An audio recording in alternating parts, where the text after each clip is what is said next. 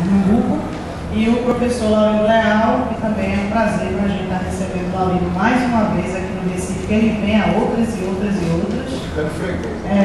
E é isso que a gente quer. Um dia muito feliz para nós. Eu passo a palavra agora para Laurindo. Bom, boa noite.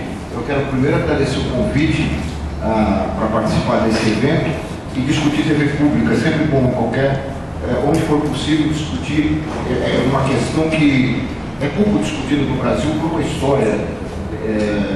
história brasileira de radiodifusão que nunca contemplou a TV pública como um objeto importante, tanto de estudo, de pesquisa, mas principalmente como empreendimento mesmo, né?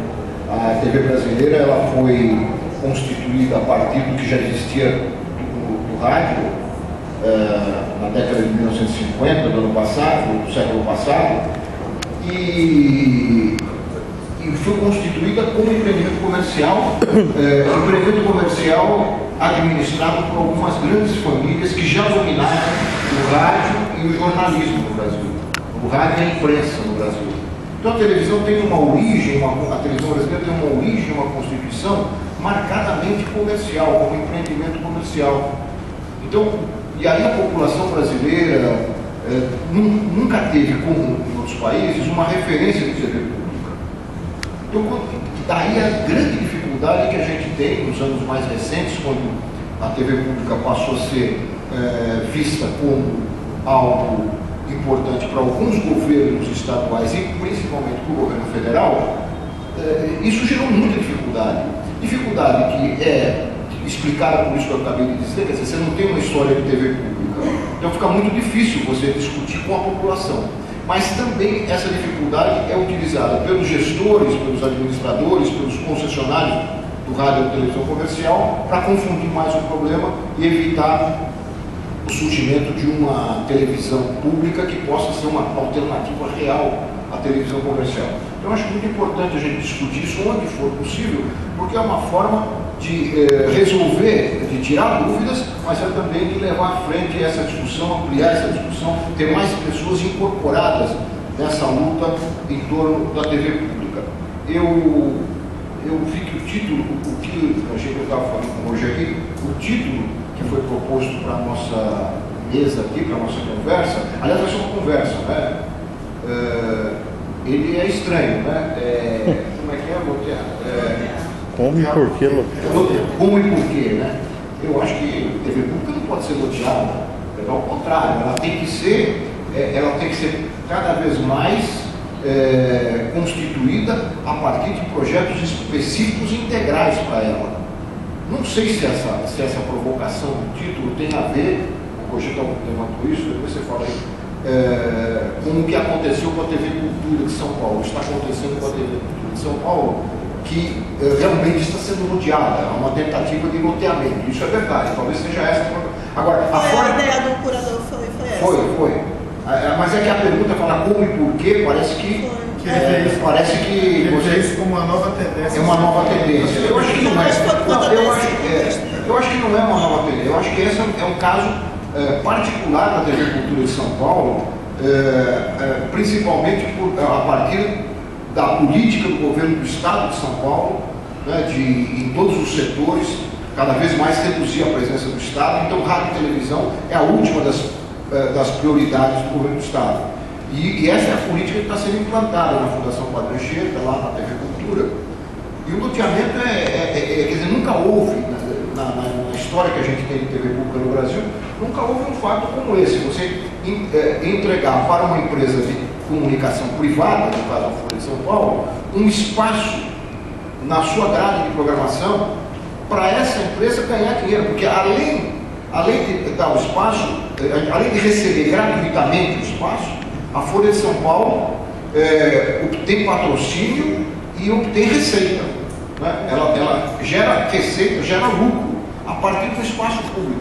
Isso é uma loucura, é a privatização do espaço público para gerar receita para uma empresa comercial como a Folha de São Paulo. Isso falando só da questão administrativa e comercial, mas em relação à questão política, da política da comunicação, você tem uma redução, mais uma redução dos espaços alternativos de comunicação. Quando a gente discute a questão da democratização da comunicação, uma das questões fundamentais é você ter uma diversidade maior, cada vez maior de ofertas.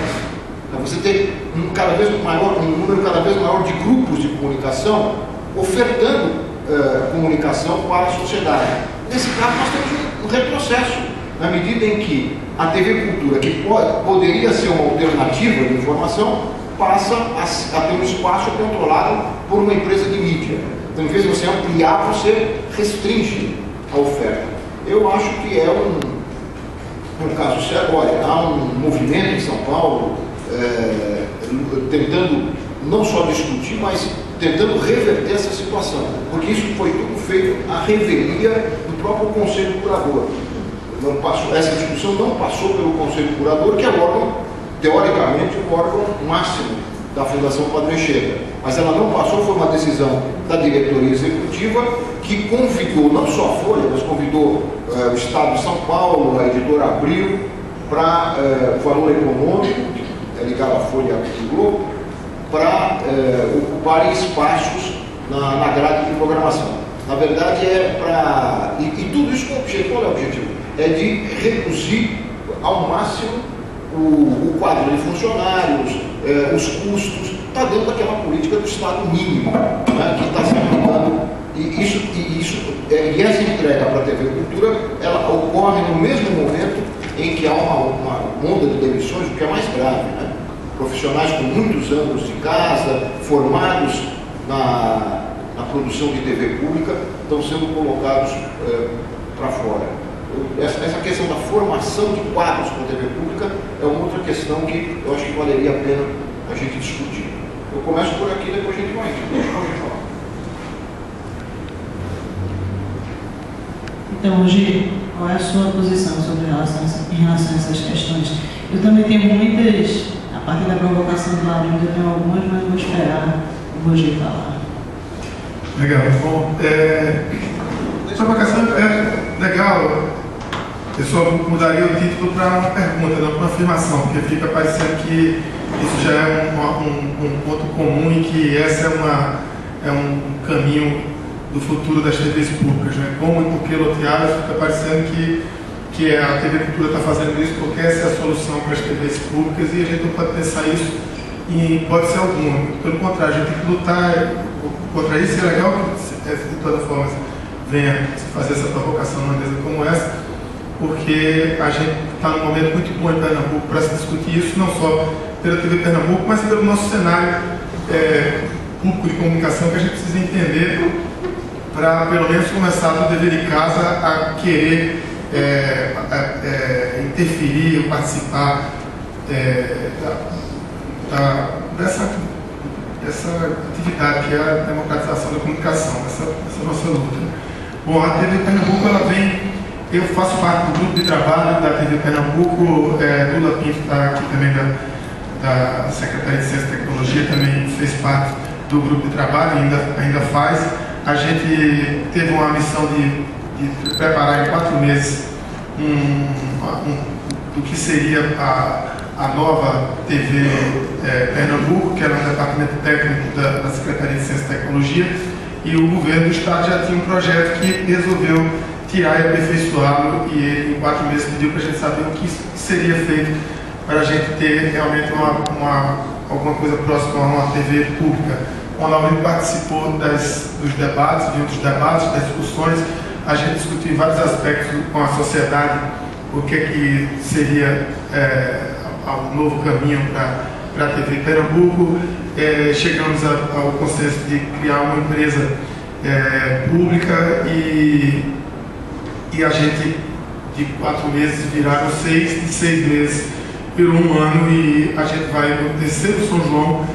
Já fazem 2 anos e meio que a gente está agora na fase final, querendo inclusive, buscando inclusive agora um contato mais próximo com a sociedade civil e as organizações, para que a gente pressione da forma mais propositiva, para que a gente não passe desse limite que seja o meio do ano agora, junho ou julho, para que a gente efetive essa posição do governo em instituir realmente a empresa Pernambuco de Comunicação, assim como com o mesmo formato da empresa Brasil de Comunicação. Só que aqui a gente ainda avança um pouco mais, a gente vai ter um conselho administrativo que tem um controle maior, um controle social maior em relação à própria diretoria e presidência da televisão. Para isso a gente já aprovou uma lei que autoriza o governo a criar a empresa. Depois que a gente criou a lei, a gente criou o estatuto. Depois que criou o estatuto, a gente fez um plano de carga, a gente pesquisou orçamento. Então já tem, agora depende de uma análise do governo e de uma boa vontade nessa agilidade desse processo, para que defina orçamento e para que a gente possa ir finalmente para o conselho, para as indicações do conselho, para que a gente tenha realmente uma televisão e não um departamento técnico que fica engessado, que não pode realmente trabalhar como uma televisão, assim como um grande departamento daqueles. Pense, não, eu sempre faço esse exemplo, um grande navio boiando, cheio de gente trabalhando para que ele continue só flutuando. É mais ou menos o que acontece hoje em dia com coisas como o DETELP e essa antiga TV Pernambuco. E é legal que a gente aproveite esse momento, aproveite Lago e aproveite Ana Veloso aqui, para a gente entender realmente o que é a TV pública em Pernambuco, o que são as nossas concessões e quais as diferenças que a gente tem entre TV Brasil, TV Universitária, TV Cultura, e o que é que a gente pode fazer, o que é do nosso direito. Inclusive porque quando a gente tem um tema desse que é por que lotear, e eu já participei de outros debates e mesas, agora com os donos, que a gente tem isso, os donos de TVs educativas, né? A gente tem aqui 2 TVs educativas que são fundações criadas, né? Fundações inventadas, como a TV, aquela TV Estação e a TV Nova, que são televisões que são e a própria Rádio Folha, que são concessões educativas, mas que loteiam e vendem seus espaços e justificam isso, cobram do governo, inclusive, a venda desses espaços, porque elas responsabilizam o governo pela manutenção das TVs educativas. A gente sabe que elas conseguem as concessões educativas porque não precisa de dinheiro. A TV educativa, você não precisa de dinheiro para requerer a história da concessão, e eles, através de um grande bloco político, conseguem isso. E hoje a gente vê exemplos absurdos, como da própria TV Nova, que tem aí com a programação religiosa,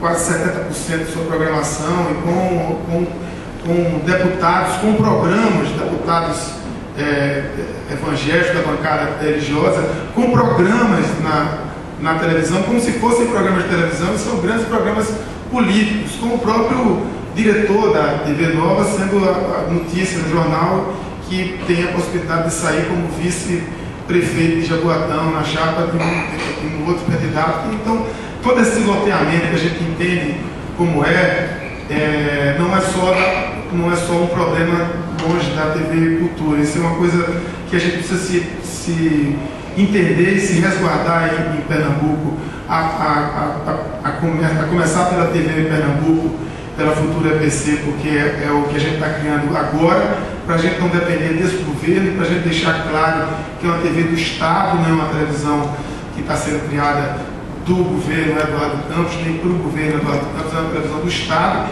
e para isso ela tem que ter o controle social para que num outro governo, seja ele qual for, ela continue servindo ao Estado, e não essa coisa da TV que vai acompanhar a semana do governador. Para isso a gente precisa que a sociedade entenda, e que também antes da sociedade, os nossos representantes, os nossos deputados, os nossos vereadores entendam o que é isso, para poder apoiar, nos representar e nos defender.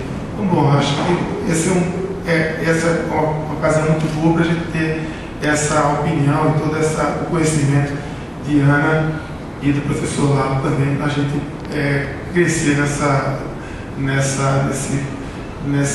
fortalecimento, nessa construção da TV pública em Pernambuco.